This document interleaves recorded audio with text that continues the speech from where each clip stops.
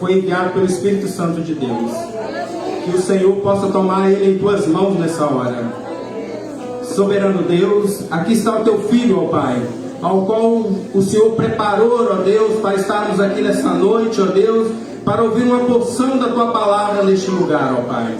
Que o Senhor possa usá-lo tremendamente, Senhor, com honra e glória, para que o seu nome seja glorificado e exaltado neste lugar, Senhor. Fique à vontade, Espírito Santo de Deus. Usa o teu servo, Senhor, em nome de Jesus. Amém. Fique à vontade, pode fazer a sua apresentação. Amém.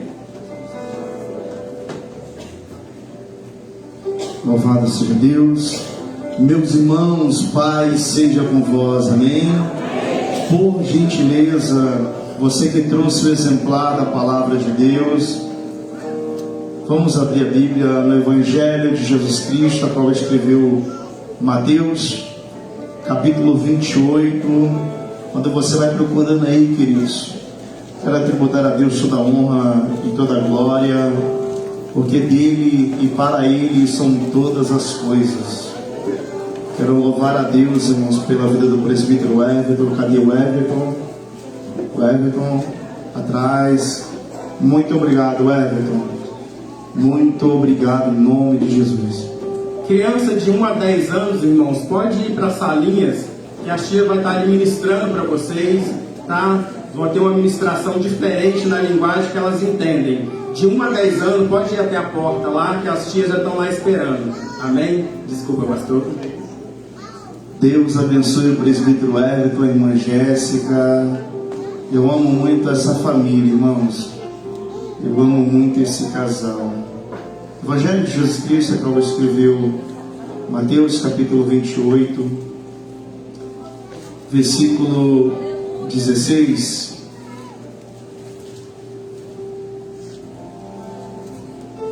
E os 11 discípulos partiram para a Galiléia, para o monte que Jesus tinha lhe designado, e quando viram, adoraram, mas alguns duvidaram.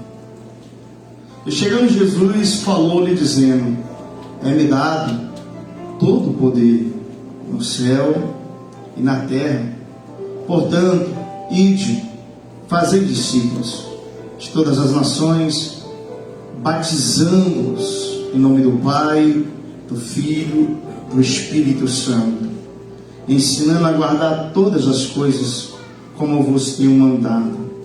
E eis que eu estou convosco todos os dias, até a consumação do século. E você senta dizendo amém. Queridos, deixa eu aqui me apresentar antes de eu fazer jus a esse momento que foi nos confiado. Para quem não me conhece, meu nome é Elton Correia Rodrigues. Sou casado, irmãos, e bem casado para a glória de Deus. Muito bem resolvido, a saber, com a serva de Deus, irmã Luciene, está ali atrás, aquela onça linda, maravilhosa, cheirosa. Aproveitamos nos presentear com 3 lindos filhos. Nós temos o Elton Júnior, que está conosco, de 15 anos, Júlia, de 14, e o Emanuelzinho, de 4 aninhos. Reunimos na Igreja Assembleia de Deus, Ministério Fogo e Glória. Pastor presidente, o grande homem de Deus, dali do estado de Minas Gerais, pastor Fábio Nogueira.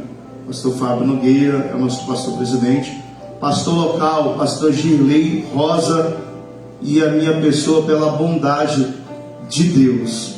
Já estamos nos apresentados, queridos. Eu trago saudações da minha esposa para essa igreja, da minha família. Quero louvar o Everton, o presbítero Everton, que foi a ponte de ligação, irmãos, para que nós pudéssemos estar aqui. Quero louvar a Deus pela vida do presbítero geral, sentir essa sensibilidade do Espírito Santo de estarmos confiando, de trazer uma porção da palavra de Deus. Irmã Jéssica, Deus te abençoe, filha. Queridos, eu tenho algo da parte de Deus para os nossos corações. Desde o dia que nos fizeram esse convite para ministrar aqui nessa casa, eu fico muito feliz de saber do trabalho do pastor Eduardo, o que Deus tem feito com ele, juntamente com os homens de Deus dessa casa. Eu louvo a Deus pela recepção dos obreiros, impecável, irmãos, impecável. Nós temos pregado em alguns lugares nesse estado, fora desse estado, e algumas vezes a recepção deixa a desejar. Mas os obreiros dessa casa estão de parabéns. Deus abençoe a todos em nome de Jesus. Queridos, eu quero ministrar nessa noite subordinado ao seguinte tema: as 3 ordens de Jesus. Quero ministrar sobre isso, as 3 ordens dadas de Jesus. Quando você olha o Novo Testamento, nos 27 livros, você vai encontrar muitas ordens que o Senhor deu, muitas delas. Mas é interessante que quando nós voltamos o nosso olhar para a palavra de Deus, voltamos para as Escrituras Sagradas, eu costumo dizer que bem-aventurado, queridos, aquele que tem um exemplar da palavra de Deus. Você é feliz, você é bem-aventurado de ter um exemplar, porque agora nesse momento tem lugares nessa nação que não pode ter um exemplar como você tem hoje. Bem-aventurado não só aquele que tem, mas aquele que medita na palavra de Deus. Porque eu costumo dizer que a Bíblia é o único livro no mundo que não foi feito para ler. Você vai ler um livro, um jornal, uma revista. A Bíblia foi feita para meditar, e nela nós precisamos meditar de dia e de noite, de dia e de noite.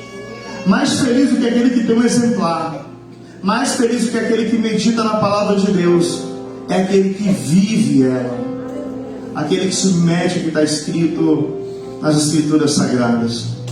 Queridos, tema voltado à missão. Então, quero ser muito ético e cristocêntrico, pregar uma mensagem para essa igreja sobre as 3 ordens de Jesus. Quando nós olhamos, queridos, o Evangelho de Jesus Cristo é um único Evangelho, dividido por 4 comentaristas, Mateus, Marcos, Lucas e João. É sabido de nós que quando Mateus vai escrever o seu livro, que tem por nome o seu nome, ele busca apresentar quem é Jesus para os judeus. Os judeus esperavam um Messias, os judeus esperavam um rei. E dentro desses 28 capítulos, Mateus ele vai procurar mostrar quem é Jesus. Veja que são 28 capítulos, e cada um desses capítulos Mateus mostra quem é Jesus. Para você ter uma ideia, o livro de Mateus é dividido em 3 grandes divisões. Do capítulo 1 ao capítulo 4 vai nos mostrar o nascimento e a preparação de Jesus. Do capítulo 5 ao 26 nós vamos ver a mensagem de Jesus e o ministério de Jesus. E isso é muito interessante, porque Jesus ele pregou aproximadamente 200 cidades na Galileia. E a Bíblia vai dizer que vinha várias pessoas de vários lugares para ouvir a palavra dele. E dentre essas pessoas que vinham até Jesus, nós dividimos isso por grupo. Tinha um grupo que ia até Jesus, um grupo que só ia para buscar uma falha. Eles só iam até Jesus para buscar uma falha. Queridos, infelizmente estamos vivendo os mesmos dias de Jesus. Tem pessoas que vêm à igreja, ao templo, para buscar falha. Mas eu acredito que aqui não tem ninguém assim, queridos. Outro grupo que ia até Jesus era um grupo que só ia para observar. Eles só iam para observar Jesus, só ia para ver Jesus. Ainda hoje tem pessoas que vêm ao templo só para observar. Ver se vai pregar com as regras da exegese, da hermenêutica. Vai ver se vai cantar o louvor, a adoração. Vai ver se está bem vestido, o sapato, o tênis, o paletó, o vestido, a saia. Mas eu quero acreditar que aqui não tem esse grupo de pessoas. Existia um grupo, queridos, que ia até Jesus. Era chamado grupo dos necessitados. Eu acredito sim que esse grupo está aqui. Pessoas necessitadas iam até Jesus em busca de uma resposta, em busca de um milagre. Querido, você está no lugar certo, na hora certa. Eles iam até Jesus. Do capítulo 26 ao 28 vai narrar a morte e a ressurreição de Jesus. Vai narrar a morte e a ressurreição de Jesus. É interessante que nesse capítulo onde que nós acabamos de ler agora, mostra um Cristo ressurgindo. para mostrar um Cristo glorificado. É interessante que quando você pega o Evangelho de Jesus Cristo escrito por João, João mostra que o Cristo no seu Evangelho é um Cristo ferido com a coroa de espinho. Ele vai mostrar um Cristo que foi transpassado com os pregos nos seus pés, nas suas mãos. Ele vai mostrar um Cristo ferido, um Cristo machucado, um Cristo no madeiro com a lança transpassada. Mas o mesmo João vai escrever no Apocalipse um Cristo glorificado. João vai dizer que agora ele tem um cabelo branco como de uma lã. A Bíblia vai dizer que agora ele tem uma voz como a voz de muitas águas. João vai dizer que os pés dele agora é como um latão reluzente. João vai dizer que agora a roupa dele é branca. A roupa dele é branca e na altura da sua coxa está escrito Rei dos Reis, Senhor dos Senhores. Aqui mostra um Cristo glorificado. Glória a Deus. E é interessante que as mulheres vão ao sepulcro, as mulheres vão ao túmulo, e elas veem que o túmulo está com a porta aberta, e o anjo do Senhor disse: vocês procuram Jesus? Vocês procuram Jesus? Mas ele ressuscitou. Vem e vê, o túmulo está vazio. Eu gosto dessa expressão, um túmulo vazio, porque a mensagem do cristianismo é um túmulo vazio. Uma certa feita me perguntaram: da onde que Deus tirou? Somente Deus. Mas por que você foi seguir logo o cristianismo? Por que você foi ser seguidor de Jesus? Eu disse: porque todos aqueles que criaram a religião, todos os fundadores das outras religiões, que fundou, morreu, não ressuscitou. O fundador da Igreja Católica morreu, não ressuscitou. A igreja, ou a religião do islamismo, Maomé morreu, não ressuscitou. O pai do budismo, Buda, morreu, não ressuscitou. Joseph Smith, pai do mormonismo, morreu, não ressuscitou. O pai do espiritismo, Allan Kardec, morreu e não ressuscitou. Mas por que você acredita em Cristo? Porque o túmulo está vazio. Ele ressuscitou. Ele está vivo para o século do século. Ele disse: João, eu estou vivo. Eu fui morto, mas eu ressuscitei, e estou vivo pelo século do século. Em minhas mãos eu trago a chave do inferno e da morte. Jesus está no controle de tudo, queridos. Após a ressurreição, Jesus agora fala com as mulheres para dizer para os discípulos para que eles viessem em direção a Galileia, porque lá o Senhor encontraria eles. E a Bíblia vai dizer que ao chegar lá, o Senhor manifesta a ele aos 11. Deus se revela aos 11. E a Bíblia vai dizer que eles vendo o adorou. Eles vendo, eles adorou. Alguns duvidaram. Queridos, eu estive estudando, pensando: por que quando a gente aceita Jesus, Jesus nos leva logo? Por que ele não deveria levar logo a gente? Mas ele prefere deixar a gente aqui, porque a igreja, queridos, ela tem dois propósitos na terra. A igreja tem dois propósitos na terra. O primeiro propósito, que esse vai mostrar: e vendo ele, o adorar. Você está aqui ainda, queridos, com o objetivo de você adorar ele. Nós precisamos adorar ele. Segundo motivo por qual Cristo não nos levou ainda, porque ele deixou a gente aqui ainda fazer missões. Missões já esteve no coração de Deus, precisa estar no nosso coração. Missões nada mais, nada menos, é a paixão, é o amor pelas almas perdidas. Agora, nesse momento, nesse instante, há milhões e milhões e milhões de pessoas caminhando passos largos para o inferno. Existem dezenas, existem centenas, milhões de caminhos que levam o homem ao inferno, mas não tem sequer um caminho que tira ele de lá. É interessante que algumas pessoas, antes de morrer, eles deixaram algo muito interessante, Confúcio. Ele disse bem assim: eu não sou o caminho. Confúcio, antes de morrer, ele disse para os seus seguidores: eu não sou o caminho. Buda, ele vira para os seus seguidores e disse: eu não sou a verdade.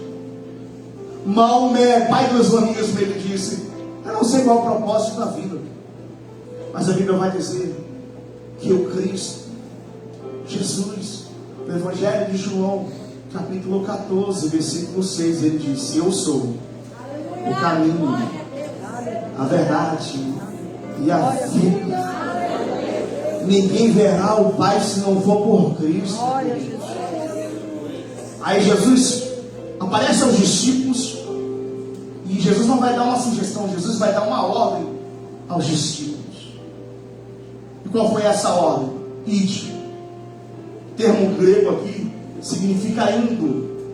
Indo pregar o Evangelho. Indo pregar o Evangelho. Como assim? Indo para a faculdade, prega o Evangelho. Indo para o serviço, prega o Evangelho. Indo para a casa dos familiares, prega o Evangelho. Indo no supermercado, prega o Evangelho. Indo no shopping, prega o Evangelho. A mensagem precisa ser pregada, é o Evangelho. Porque somente o Evangelho tem poder. Somente o Evangelho tem poder de tirar as almas que agora estão nas garras de Satanás. Nós precisamos mostrar que o Evangelho é poder de Deus para a salvação de todos aqueles que creem, primeiro dos judeus, depois do gentio. O Evangelho é poder. O Evangelho aponta para Jesus. O Evangelho aponta para Jesus. Em Mateus, nos seus 28 capítulos, ele vai mencionar quem é Jesus. A Bíblia vai dizer no capítulo 1 quem é Jesus, a promessa feita a Abraão, que através de Abraão ele abençoaria todas as famílias da terra. Quem é Jesus no capítulo 2? A Bíblia vai dizer que os magos, não fala se foi 1, 2, 3, mas os magos saíram do Oriente e viram a sua estrela e disse: aonde está aquele que é nascido rei dos hebreus? Porque vimos a sua estrela e viemos aqui adorar. Quantos vêm aqui adorar? Quantos vêm aqui adorar o Rei dos Reis, Senhor dos Senhores? Quem é Jesus no capítulo 3? Ele é o Filho amado de Deus. Eu gosto dessa expressão, o Filho amado de Deus, a quem eu me comprazo. A palavra comprazo em grego significa aceitar a vontade do Pai. Você está disposto a aceitar a vontade do Pai na sua vida? Você está disposto a aceitar a vontade do Pai na sua vida? Então vamos dar uma olhada na Bíblia. A Bíblia vai dizer que Jeremias queria eternizar o nome da família dele. Ele queria casar e ter filhos. Ele vira para o Senhor: Senhor, eu quero casar, eu quero ter filhos. E o Senhor falou para Jeremias: não, você não vai casar, você não vai ter filhos. Jeremias chorou diante do Senhor, porque a vontade de Deus algumas vezes nos machuca. E o Senhor mostrou para ele: se você tiver filho, Jerusalém vai ser invadida, você vai perder os seus filhos, você vai perder sua esposa. Jeremias aceita a vontade do Pai. O Senhor manifesta a Ezequiel e fala: Ezequiel, eu vou tirar a delícia dos seus olhos. Quando foi de manhã, Deus entregou uma mensagem. Quando foi à tarde, a delícia dos olhos de Ezequiel veio a óbito, a esposa dele. A vontade de Deus na vida de Ezequiel. A Bíblia vai dizer de um homem chamado Oséias. Deus vira para Oséias e fala: Oséias, vem cá, meu filho. Você viu Jeremias querendo casar, ter filhos? E eu não permiti ele casar, não permiti ele ter filho. Você viu o que eu acabei de fazer agora com Ezequiel? Eu tirei a delícia dos olhos dele. Meu filho, eu vou fazer um casamento para você. Imagine Deus virando para a sua criatura e falando: eu vou fazer o seu casamento, Oséias. E aí Deus fala para ele: Oséias, você vai casar com um homem. Sabe quem era o homem? Uma meretriz. Me desculpe pela expressão, prostituta. E Deus falou: você vai casar com ela.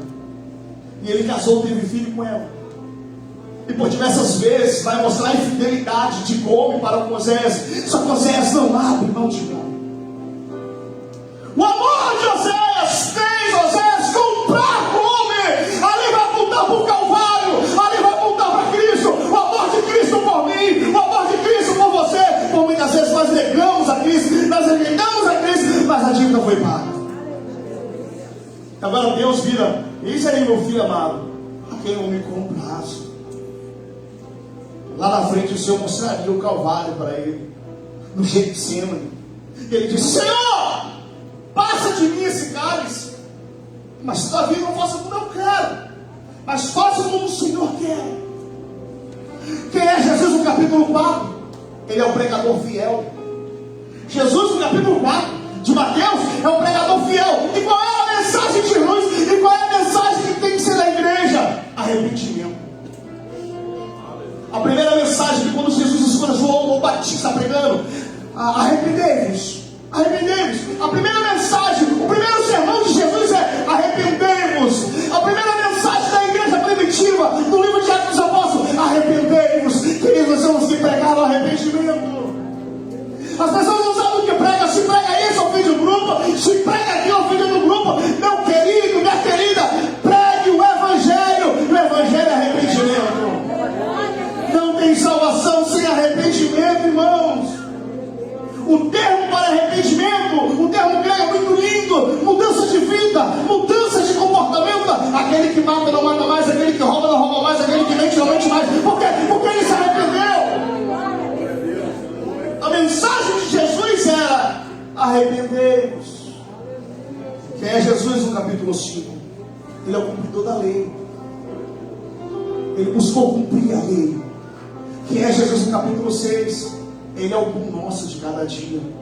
Os discípulos nunca falaram: Senhor, nos ensina a pregar, nos ensina a cantar. Não! Ele disse: Senhor, nos ensina a orar. E Jesus disse: olha, quando vocês for orar, vocês vão orar bem assim: Pai nosso, que estás no céu, santificado seja o teu nome, venha a nós o teu reino, seja feita a tua vontade, tanto no céu quanto na terra. Perdoe as nossas dívidas, assim como nós perdoamos os nossos devedores, e não nos induz a tentação, mas nos livre do mal. Mas o teu reino, o teu poder e a tua glória é para sempre. Cristo, Ele é o pão nosso de cada dia. Cristo é suficiente. Quem é Jesus no capítulo 7? Ele é a rocha. Jesus chega em seu sermão, ele disse: olha, todos aqueles que escutam minhas palavras e obedecem, eu vou praticar a homem prudente, que edificou a sua casa na rocha. Desceu a chuva, transbordaram os rios, sobraram os ventos, mas a casa não caiu. Por quê? Estava firmado na rocha. Mas aquele que não ouve a minha palavra, aquele que não pratica a minha palavra, será comparado como um homem insensato, que construiu também, mas construiu na areia.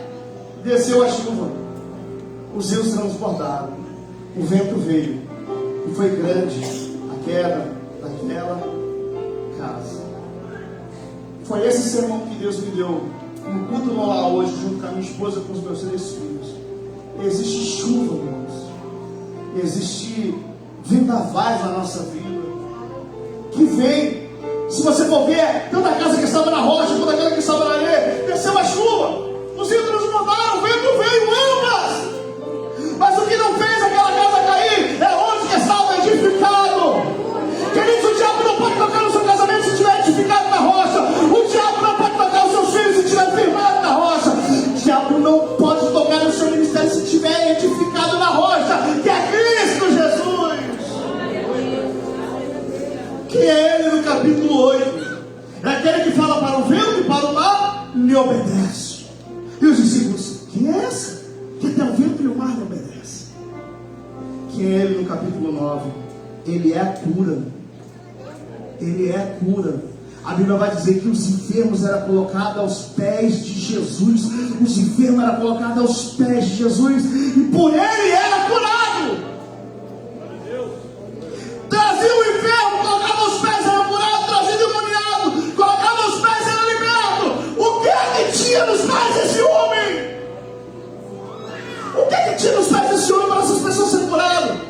Isaías, lá atrás, vai ratificar o seu capítulo 53, versículo 5. Mas ele foi ferido por causa das nossas transgressões, ele foi moído por causa das nossas iniquidades.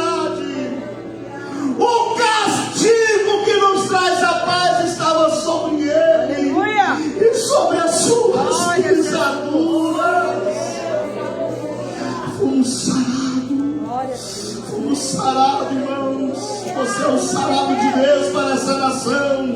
Você é a resposta para o pedido para essa nação. Quem é Jesus no capítulo 10? Aquele que nos deu poder e autoridade.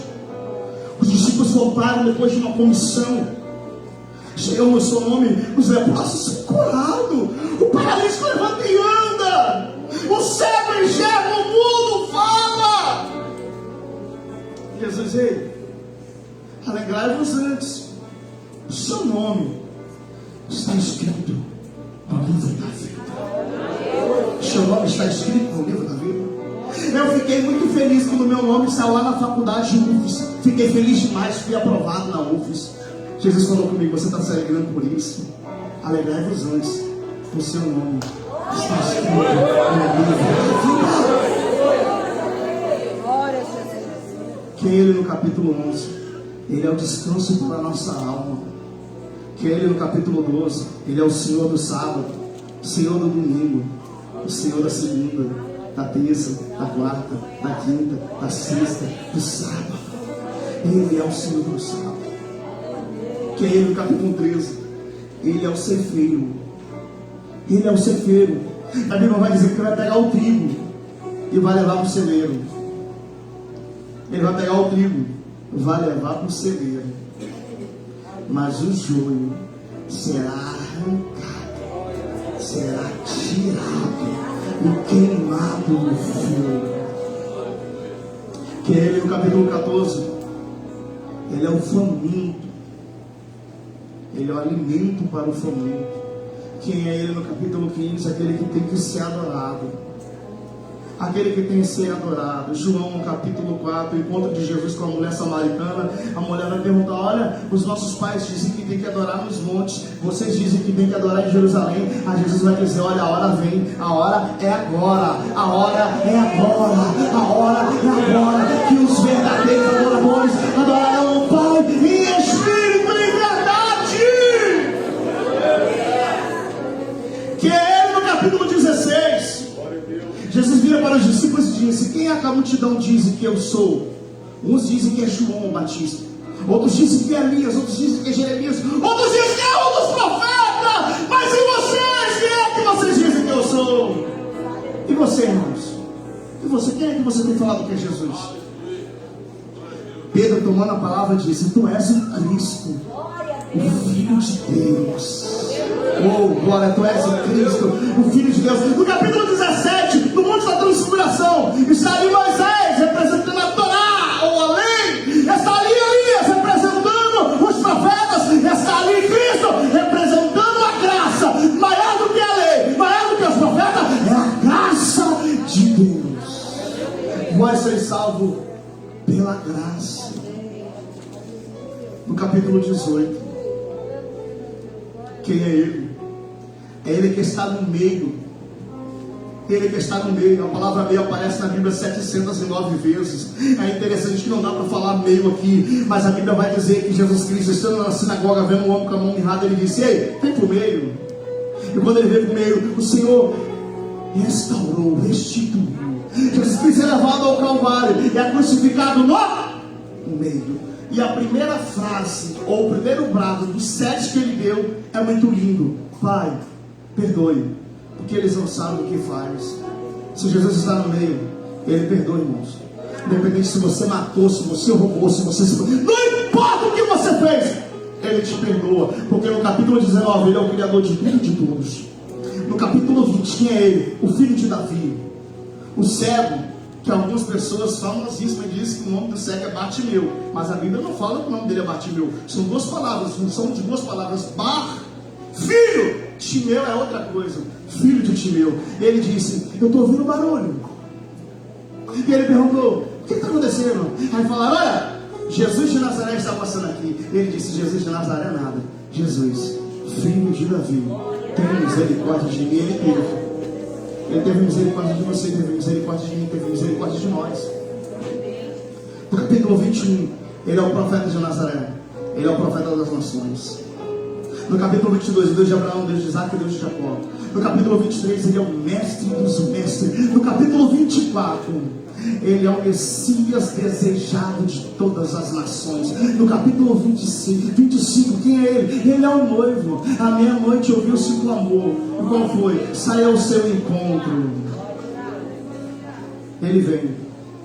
Ele vem, moço. Se você crer, ele vem. Se você não crer, ele vem da mesma forma. Você está preparado? Capítulo 26. Ele é o sacrifício perfeito. Capítulo 27, Salvador crucificado. No capítulo 28, quem é ele? Ele que venceu a morte. Sim, porque diga de passagem que o ferro é forte.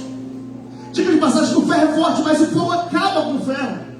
Diga de passagem que agora quem é forte é o fogo, mas a água vem e apaga o fogo. Diz que agora quem é forte é a água, mas vem o vento e espalha a água. Diz que agora quem é forte é o vento, mas vem a montanha e detém o vento. Diz que agora quem é forte é o homem que vem e destrói a montanha. Aí você vai vir na morte. A morte veio até Abraão, veio até Isaac, veio até Jacó, veio até José. E quando ela chega diante de Jesus, Jesus olha para a morte e disse: Pai, eu entrego o meu espírito nas tuas mãos. O diabo não pôde tocar ao terceiro dia. Ele ressuscitou. Ele está vivo para a glória de Deus. Esse evangelho, já vou encerrar, irmãos. Eu coloquei alguns tópicos. O que Jesus ele disse: ide pregar o evangelho. Primeira ordem de Jesus, Mateus capítulo 28, Mateus capítulo 11, versículo 28. Vinde a mim, todos que estáis cansados e oprimidos, eu vos aliviarei. Essa foi a primeira ordem de Jesus. De dezenas, de centenas de ordens que ele deu, eu destaquei 3. Por que 3, pastor Elton? Porque o 3 na numerologia bíblica é muito forte. A Bíblia vai dizer que Abraão, quando Deus pede ao Senhor o sacrifício, ele caminha 3 dias, e ao terceiro dia ele chegou até onde que Deus queria. A Bíblia vai dizer que Esté proclama um jejum de 3 dias, e o Senhor escuta. Paulo por 3 vezes orou ao Senhor, e o Senhor falou: a minha graça te basta. 3 virtudes do cristianismo: fé, esperança e amor. Maior dessas, o amor. Você é composto de corpo, alma e espírito. Batizar em nome do Pai, do Filho e do Espírito Santo. A primeira ordem de Jesus: vinde a mim. Jesus te chama hoje, queridos. Ele te chama hoje para uma grande obra, para uma grande responsabilidade. Mas primeiro você precisa vir. Qual é a segunda ordem dele? Lucas capítulo 24, versículo 49. E eis que sobre vós eu envio a promessa do meu Pai.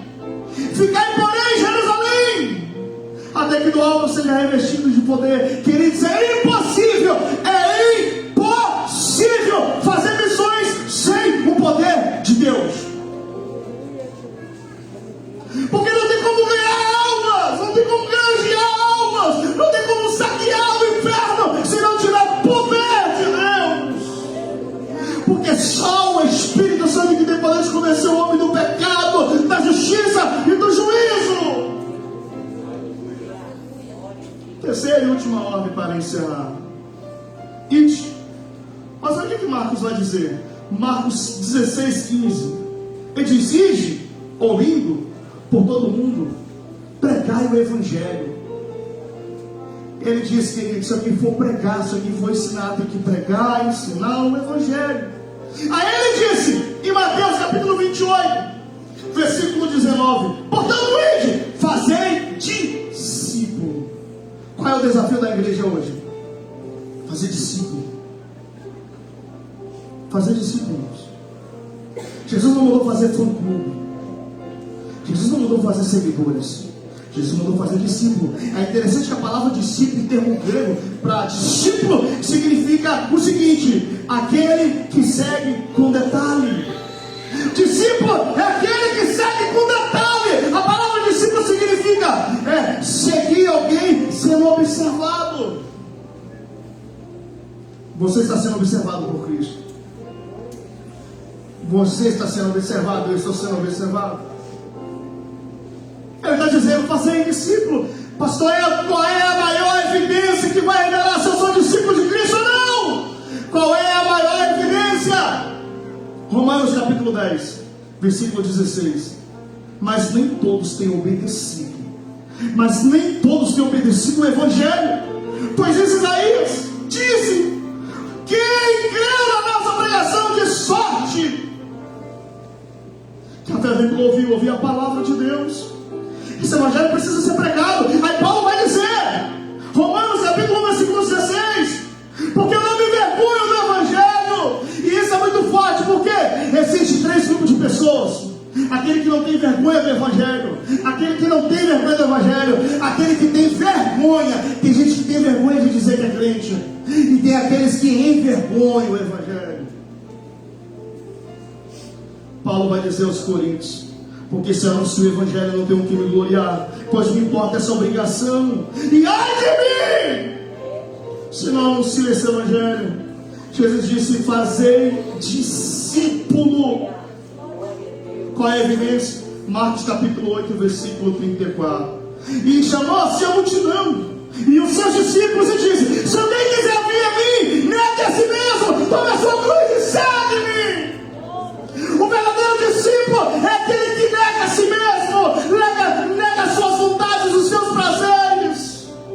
Porque missões, irmãos, é uma coisa que não pode deixar para amanhã, é feito hoje, agora. Qual é a evidência que vai evidenciar que eu sou discípulo? Isso todos conhecerão que vocês são meus discípulos, se vocês amarem uns aos outros. A maior evidência é você amar as almas que estão perdidas. Qual é a maior evidência que vai revelar que eu sou discípulo? Nisso será glorificado meu Pai, que dê frutos. Assim sereis meu discípulo. Discípulo tem que dar frutos. Aleluia, meu Deus. Ensinando, Jesus disse: olha aí, de pregar o Evangelho e batizar em nome do Pai, do Filho e do Espírito Santo, ensinando a guardar todas as coisas. O que é que nós temos que ensinar? O que é que nós temos que ensinar? Nós temos que falar de Jesus? Sim, mas temos que falar do diabo, porque ele existe. Temos que falar do perdão? Sim, temos que falar do perdão, mas também temos que falar do pecado. Temos que falar das ovelhas? Sim, mas temos que falar do bode. Temos que falar do santo? Sim, mas também temos que falar do profano. Temos que falar do céu? Sim, mas não podemos deixar de falar do inferno. Jesus falou mais do inferno do que do céu. Ensinando a guardar. O que significa guardar? A palavra guardar significa vigiar para não perder. Vigiar para não perder, preservar. O que eu tenho que guardar? Ensinando a guardar. O que eu tenho que guardar? Os mandamentos. Levítico capítulo 22, versículo 31. Guardarei os meus mandamentos e cumprireis. Temos que guardar os mandamentos de Deus, queridos. O que eu tenho que guardar? O coração. Provérbios 4, 23. Guarde com toda a diligência do teu coração, porque dele procede a saída da vida. Guarde o seu coração. Como é que está o teu coração nessa noite? O que eu tenho que guardar? A fé. Combati um bom combate, acabei a carreira e guardei a fé. Queridos, é necessário nós irmos até Jesus. É necessário ficar em Jerusalém. Depois é necessário cumprir o ID. ID, quando você for indo. E a última promessa de Cristo: estarei convosco até a consumação do século. Ele não disse que seria só na segunda, só na terça, só na quarta, só no domingo. Ele disse que estaria comigo e com você até a consumação do século. Eu encerro aqui, querido, esse versículo, 3 promessas. Ele disse que viria buscar os pecadores. Ele veio. Ele morreu pelos pecadores. Ele disse que enviaria o Espírito Santo. Ele enviou o Espírito Santo. E ele disse que ele vai voltar. Se põe de pé. Se põe de pé em nome de Jesus. A Bíblia vai dizer que estavam todos reunidos no mesmo lugar, quando de repente ouviu-se um som de vento veemente, e todos que estavam naquela casa foram cheios do Espírito Santo. O autor de Atos vai dizer: vós sereis minhas testemunhas. Vós sereis minhas testemunhas. Vocês serão minhas testemunhas. A palavra testemunha ali significa ser mártires. Vocês serão martirizados em Jerusalém.